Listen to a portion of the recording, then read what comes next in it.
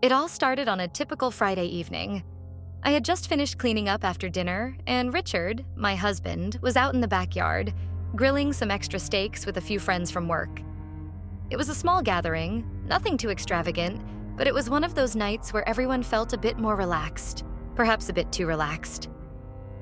I could hear the laughter and smell the smoke from the grill as I passed by the open window. It was comforting to know Richard had such a close group of friends, but there was one friend, the other Richard, who always made me feel a bit unsettled. Not in a dangerous way, but in that, I can tell you're looking at me differently kind of way. You know what I mean? He'd never crossed the line, but there was an energy, a tension whenever we were in the same room. That night, after cleaning up, I decided to head upstairs for a little break. I wasn't in the mood for endless chit-chat. Being around the grill with all the guys didn't seem too appealing, and besides, I had some work emails to catch up on. So I quietly excused myself, made my way upstairs, and sat down in our bedroom, finally finding a moment of peace. I didn't expect anyone to follow me. I hadn't been in the room for more than 10 minutes when I heard a soft knock on the door. Startled, I turned to see Richard.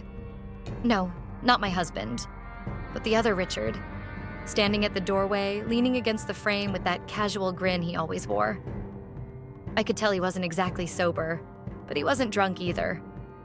He just had that looseness about him, like he'd had one too many beers and wasn't thinking through his actions as carefully as he usually might. "Hey, Jessica," he said softly, stepping inside before I had a chance to even respond. "Mind if I come in for a second?" In that moment, a million thoughts raced through my head. Should I ask him to leave? Should I get up and head back downstairs? My heart was racing, but I stayed calm on the outside. He wasn't doing anything wrong, yet. But something about his presence, about him being there alone with me, felt wrong. I swallowed hard, keeping my voice steady. "Is everything okay?" I asked, trying to play it off like I didn't notice the tension filling the room. He chuckled and walked over to the bed, sitting on the edge. I felt myself stiffen, the air between us growing thicker with every passing second. He wasn't supposed to be here. Not like this. Not alone. But I didn't want to make a scene, especially not with him being my husband's friend. What would Richard think if he came upstairs and saw his best friend in our bedroom sitting on our bed? "I just wanted to check on you," he said, glancing over at me, his eyes lingering a little too long. "You looked a bit distant downstairs. Thought maybe you could use some company." I felt a strange mix of emotions. Confusion, discomfort, and maybe, if I'm being honest with myself, a flicker of curiosity. What was he really doing here? Was he just being friendly, or was this something else entirely? "Thanks, but I'm fine," I replied, keeping my tone polite but firm. Just needed some quiet time, that's all. He didn't leave. Instead, he leaned back a little, crossing his arms, and gave me this look. It wasn't aggressive or overtly flirtatious, but it was different. It was the kind of look you give someone when you're testing the waters, seeing how far you can push the boundaries without saying anything outright. My pulse quickened. "I don't want to make things weird, Jessica," he began, his voice softening in a way that made my skin crawl. "But I've always wondered something about you." I froze. Here it was, the moment I'd been dreading, the moment I knew would change everything between us. He hadn't said anything inappropriate yet, but the implication was hanging in the air like a storm cloud ready to burst. He was towing the line, waiting to see how I'd react, and I was trapped in this delicate dance, trying to navigate it without causing a disaster. "Wondered what?" I asked, my voice barely above a whisper, even though I didn't really want to know the answer. He leaned forward slightly, lowering his voice. "I've always wondered if you feel it too. This thing between us." The room went silent. I could hear my heartbeat pounding in my ears. My mind raced as I tried to figure out how to respond. I couldn't deny that there had been moments, little glances or exchanges over the years that felt off. But this? He came into my room, sat on my bed, and said these things? This was something else. something that shouldn't be happening. "Richard?" I started, but my voice faltered. I didn't know how to finish the sentence. Should I confront him? Should I laugh it off, pretend it wasn't happening? Or should I tell him to leave before this went any further? Just as I was about to speak again, the door creaked open. I jumped, my heart leaping into my throat, and there he was.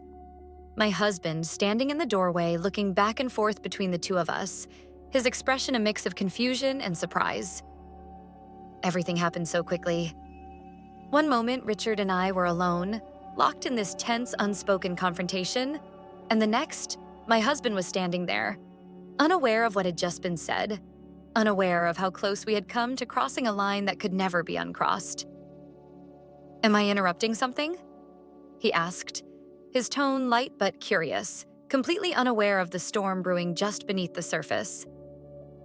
I glanced at the other Richard, waiting to see how he'd respond, hoping, praying he wouldn't say or do anything that would make the situation spiral out of control. I quickly stood up from the chair, trying to act like nothing was out of the ordinary. My heart was still racing, but I forced a smile, hoping it would ease the tension that seemed to be filling the room. "Not at all," I said, my voice sounding too cheerful, too forced. Richard here was just checking in on me. I glanced over at the other Richard, silently pleading with him to go along with it, to not make this any more complicated than it already was. For a split second, I thought he might say something. Something reckless, something that could destroy everything. But instead, he smiled back, that same casual grin he always had, and shrugged. "Yeah," he said, standing up from the bed. "Just wanted to make sure Jessica was doing all right. You know how she gets when she disappears on us," my husband chuckled, completely unaware of the tension that had gripped the room just moments ago. "That's Jess for you, always needing her quiet time." He walked over and put an arm around my shoulder, giving me a gentle squeeze. "But hey, don't stay up here too long. You're missing all the fun." I nodded, grateful that the situation had diffused so easily. "I'll be down in a bit," I said, giving him a quick peck on the cheek. The other Richard nodded, as if nothing unusual had happened, and headed towards the door. "I'll see you downstairs," he said, his tone light, but his eyes still lingering on me for just a second too long before he disappeared down the hallway. I let out a breath I hadn't realized I was holding. "That was weird," my husband said, his voice breaking the silence. He glanced at me, a small frown tugging at his lips. "Why did he come up here?" I shrugged, trying to sound nonchalant. "He said I looked a little off earlier, so he just wanted to check in. You know how he is. Always playing the caring friend." My husband raised an eyebrow but didn't press the issue. "Yeah, I guess." He paused for a moment, then added, "Well, come down soon, okay? We're thinking about playing some cards, and I know how you like to win." I smiled and nodded. "I'll be there in a few minutes." He kissed my forehead and left the room, closing the door behind him. As soon as I was alone, I sat back down on the edge of the bed, my mind racing. What had just happened? Did I handle it the right way? Should I have told my husband the truth, that his best friend had just crossed a line? But what would I even say? Nothing technically happened. The other Richard hadn't touched me or said anything explicit, but the implication of his words, the look in his eyes, it was there, undeniable. He had come close to something dangerous, and I wasn't sure what to do about it. For the next few minutes, I just sat there, replaying the moment over and over in my head, wondering what could have happened if my husband hadn't walked in when he did. Would I have been able to stop it? Would Richard have pushed further? And worst of all, why did a small part of me wonder what would have happened if things had gone differently? I shook the thought away. That wasn't me. I loved my husband. Whatever had happened with Richard was just a moment of weakness, on both of our parts, and I wasn't going to let it turn into anything more. Taking a deep breath, I stood up and straightened my clothes, determined to put the whole incident behind me. I was going to go downstairs, join the rest of the group, and pretend like nothing had happened. But of course, things never go that smoothly, do they? When I finally made my way back downstairs, the mood had shifted. The air was still light, everyone was still laughing, but I could feel the weight of Richard's eyes on me, following me wherever I went. It was subtle. No one else seemed to notice. But I felt it, like a pressure building in the back of my mind, reminding me that the line we had almost crossed was still there, waiting. For the rest of the night, I did my best to avoid him, staying close to my husband, making sure we never ended up alone together. I thought I had everything under control, that I could handle the situation. But the more I tried to ignore it, the more aware I became of how much it had affected me. Every time I saw Richard's face, heard his voice, my stomach churned with anxiety. What if he tried something again? What if next time I wasn't so lucky? A few days later, I found myself alone at home. My husband had gone out to run some errands, and I was catching up on housework when the doorbell rang. I wiped my hands on a towel and went to answer it, expecting a delivery or maybe a neighbor. But when I opened the door, there he was. Richard, the other one. I froze, my hand still on the doorknob. "What are you doing here?" I asked, my voice sharper than I intended. He smiled, but it didn't reach his eyes. "Just thought I'd stop by and say hi." I glanced around, half expecting my husband to pull up in the driveway any minute. "Richard, this isn't a good time."